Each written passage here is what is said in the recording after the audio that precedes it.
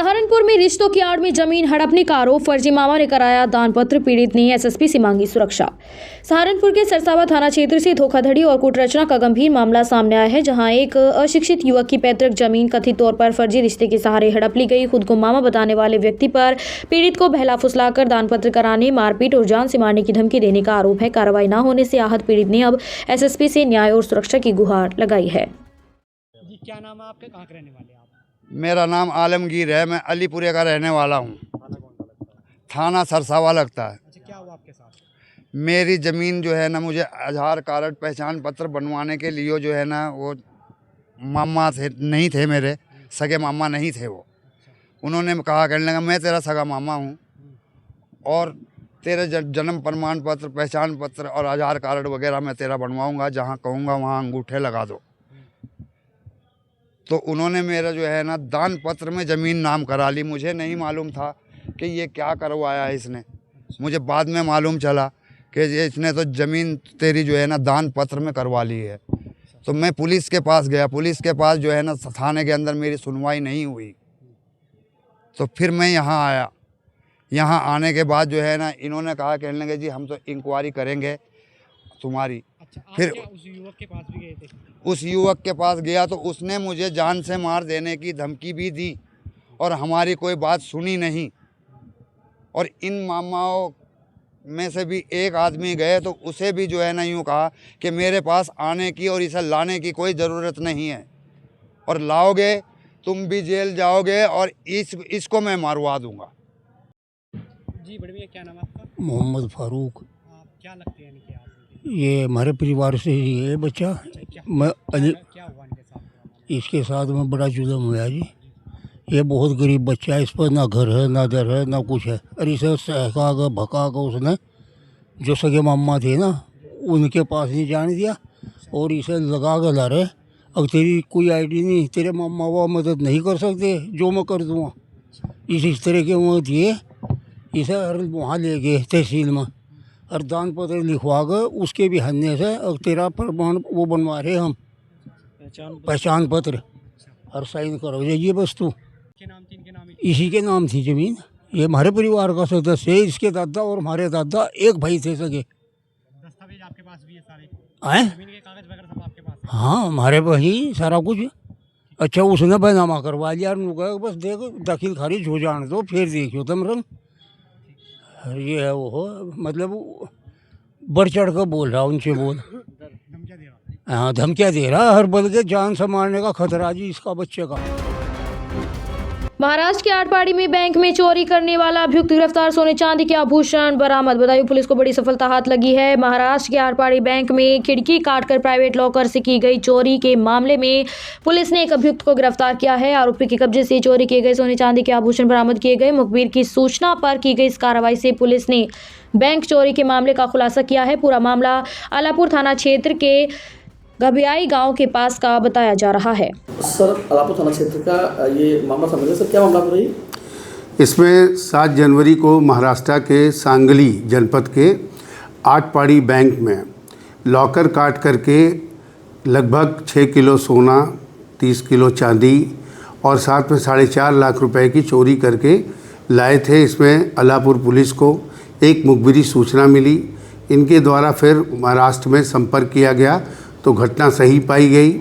Electronic surveillance के माध्यम से सांगली की टीम और अलापुर की टीम ने इसमें कार्रवाई की, जिसमें एक लोकल का राहुल शर्मा नाम का अभियुक्त था जो इस पूरे केस में सम्मिलित था। कुल 6 लोग यहाँ के थे, 3 लोग जो है वो सांगली महाराष्ट्र के थे। इनमें अभी तक जो कार्रवाई हुई है, इसकी निशानदेही पर 2 बिस्किट बरामद हुए हैं, जिसका वजन 1 किलो 168 ग्राम का है। और इस पर जो टीम लगी थी वो अलापुर एसओ, हमारी सर्विलांस एसओजी और वहाँ से आए एएसआई पंकज पवार, उनकी टीम लगी हुई थी। ये बहुत ही अच्छी बरामदगी हुई है। इस पर दोनों टीमों के लिए वहाँ के एसपी से बात की गई है। बाकी जो शेष बचे अभियुक्त हैं उन पर भी शीघ्र ही कार्रवाई की जाएगी।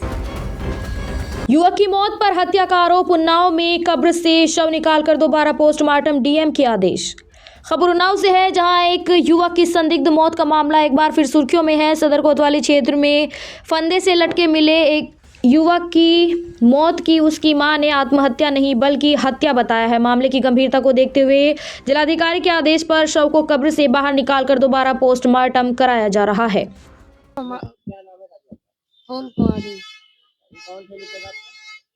लड़का दिनेश 29 तारीख को बारात रहे और 29 तारीख को हम गए थे।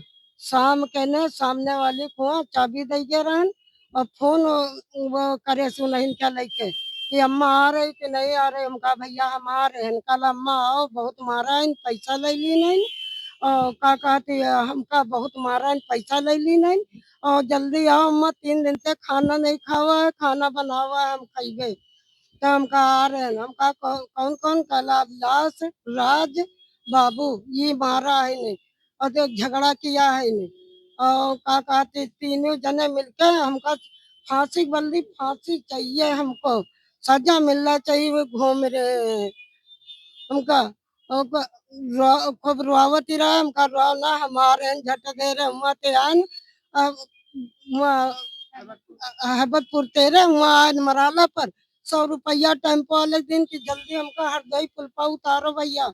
वह उतारे न बस वहाँ गए न बस वही के बीच में यहाँ मारी मोरी के चले गए के मारा दरवाजा वड़के रहा है और दीवार टूट जा रहा है। सब तब कब निखरे भरे का वह रुमाल पड़ा रहा है, कोकरम खून लगा रहा है और सब कुछ वहाँ शीशी पड़ी रहा है।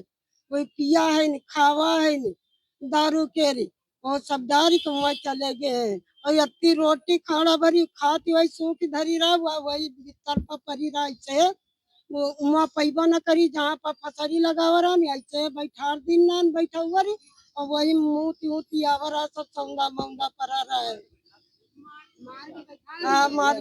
कार्रवाई की गई मालूम? हमारी कोई सुनवाई नहीं है। चौकिन भी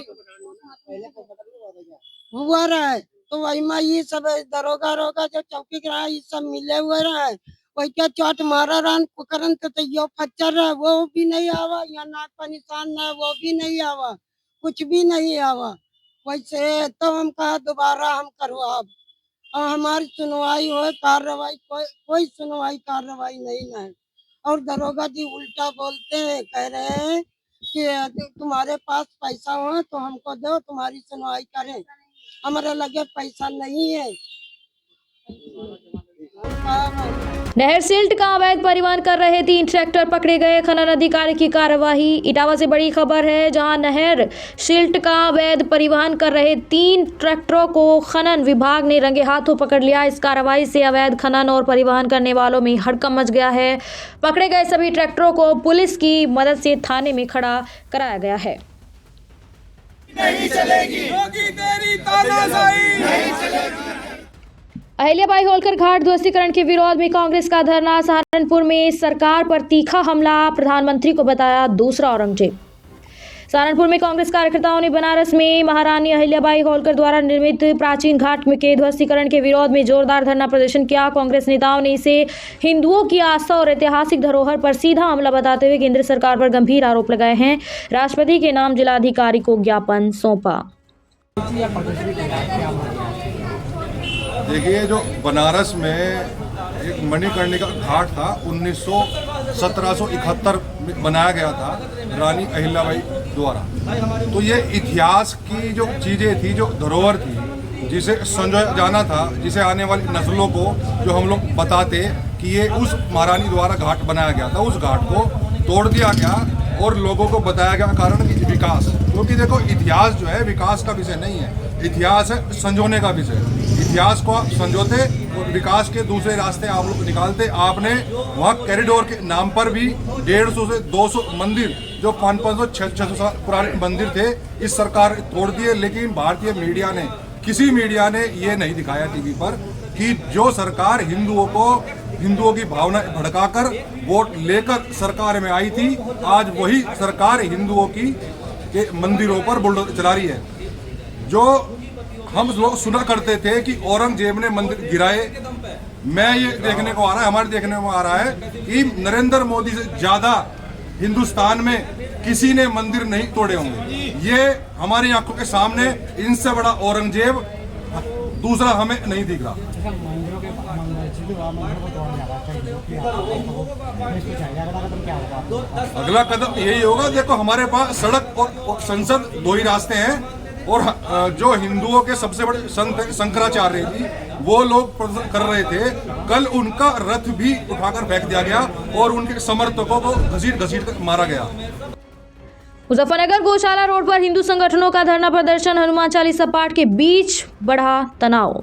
मुजफ्फरनगर के शहर कोतवाली क्षेत्र स्थित गौशाला रोड पर उस समय तनाव की स्थिति बन गई जब मोहल्ले वासियों के साथ हिंदू संगठनों के लोगों ने धरना प्रदर्शन शुरू कर दिया। प्रदर्शन के दौरान हिंदू संगठन के कार्यकर्ताओं ने हनुमान चालीसा का पाठ किया।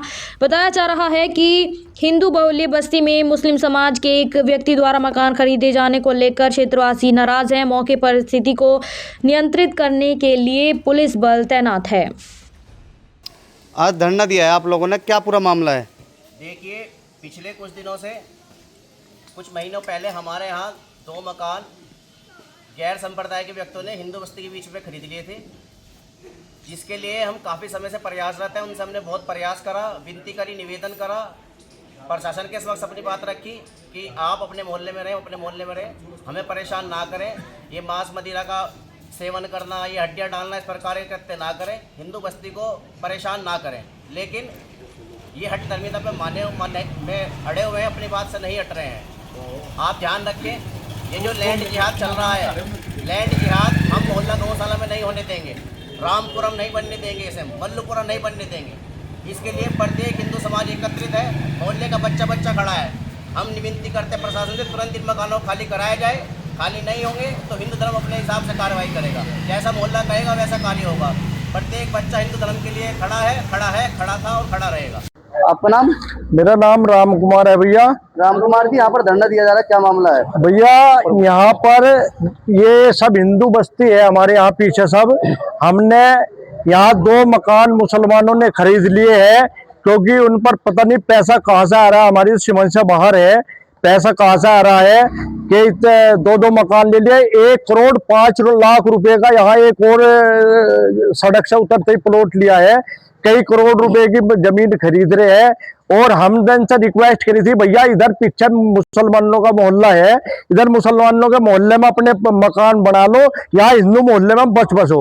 हमने इनसे कई बार रिक्वेस्ट कर ली, कई बार बात कर ली इनसे।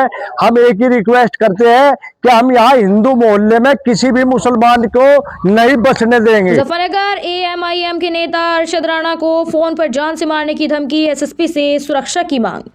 मुजफ्फरनगर से बड़ी खबर सामने आ रही है, जहां मीरापुर उपचुनाव में AMIM के प्रत्याशी और पार्टी नेता अरशद राणा को फोन पर जान से मारने की धमकी दिए जाने का मामला सामने आया है। अरशद राणा ने इस संबंध में वरिष्ठ पुलिस अधीक्षक को शिकायती पत्र सौंपकर अपनी सुरक्षा बढ़ाने की मांग की है। गनर भी मिला हुआ, उसके बाद भी क्या जरूरत पड़ी जी, मतलब ऐसा है ना, मतलब जिस तरीके के ये हालात पैदा हुई है, ये परसों रात लगभग मैं क्षेत्र में था, अपने मीरापुर विधानसभा क्षेत्र में टंडेड़ा गाँव में। उसी वक्त मेरे पास फ़ोन आया, 8:30 बजे थे लगभग, और उसने मुझे सीधी धमकी दी है और ये कहा है कि तू जहाँ भी है उत्तर प्रदेश में, जहाँ भी है तुझे वहीं, तू यूपी का है और तू बहुत ओवैसी साहब की वीडियो साहब कहाँ लगाया उसने, ये बोला है कि ओवैसी की वीडियो डाल रहा है। तो क्या मांग करते हैं, इसमें क्या खतरा आपको? साहब से अपनी सुरक्षा, जानो माल की जो सुरक्षा के लिए गुहार लगाई है कि आप मेरी सुरक्षा बढ़ाई जाए। जिस तरह की मेरे साथ में ये हालात हो रहे हैं, क्योंकि मैं घर में अकेला हूँ, तो मैं प्रशासन से मांग की है कि आप जो मेरा प्रार्थना पत्र है उस पर मुकदमा लिखवाएं। तो कप्तान साहब ने तुरंत मुकदमे के आदेश दे दिए थाना सिविल लाइन को। अलीगढ़ में वर्चस्व की जंग, दिन दहाड़े ट्रैक्टर शोरूम पर फायरिंग, टॉप बदमाश बनने की कोशिश में फैली दहशत।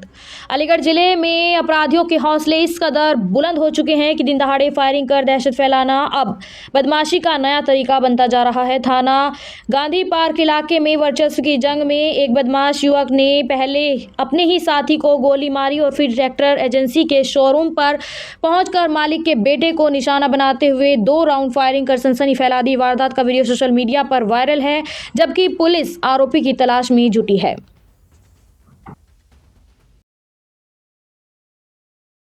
क्या नाम है आपका? मैं पिंटू चौधरी और फरेंद्र कुमार। अच्छा जी, बताइए। मैं सोनाल का ट्रैक्टर डीलर हूँ अलीगढ़। और हाथरस, मेरे बेटा हैं दोनों, अलीगढ़ और हाथरस। वीडियो वायरल हो रहा है ये आपके सोनालिका एजेंसी पर। हाँ सर। वीडियो फायर करते हुए गड्डी का, तो क्या मामला था, कौन था वो व्यक्ति? वो जो है यहाँ सबने देखो है और जो हमारे जो पूरे स्टाफ ने देखो, यश बता रहे हैं, यश दाऊदपुर को लड़का है, यश ठाकुर।